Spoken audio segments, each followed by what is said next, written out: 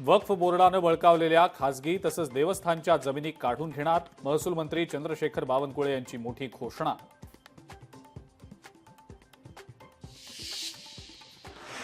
राज्यातील 452 ITI पैकी 100 ITI दत्तक देणार, कौशल्य विकास मंत्री मंगलप्रभात लोढा यांची मोठी घोषणा.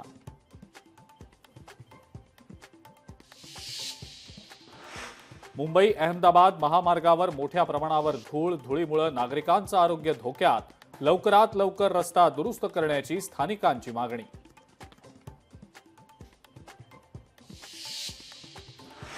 पुण्यामध्ये पती पत्नीच्या भांडणात मुलाची हत्या करत मुलगा बेपत्ता झाल्याचा रचला बनाव, संशय आल्यानं पोलिसांनी वडिलांना घेतलं ताब्यात.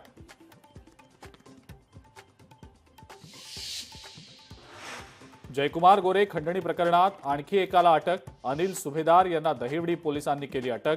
संबंधित महिलेसह अनिल सुभेदार यांचा सहभाग असल्याचा आरोप.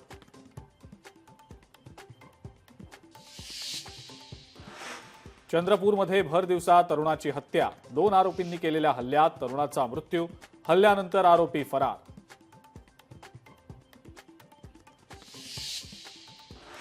नाशकात चक्क पतीनंच केलं पत्नीचं अपहरण करणाऱ्या वैभव पवार विरोधात गुन्हा दाखल, तर पतीच्या फरार साथीदारांचा पोलिसांकडनं शोध सुरू.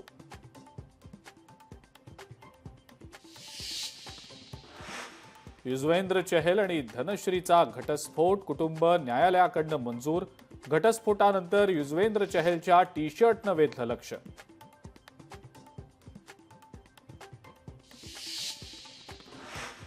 आणि मुंबई विमानतळावर 11.1 कोटींचं कोकेन जप्त, DRI कडनं एका ब्राझिलियन महिलेला अटक झालेली महिला प्रवासी साओ पावलोहून आल्याची माहिती.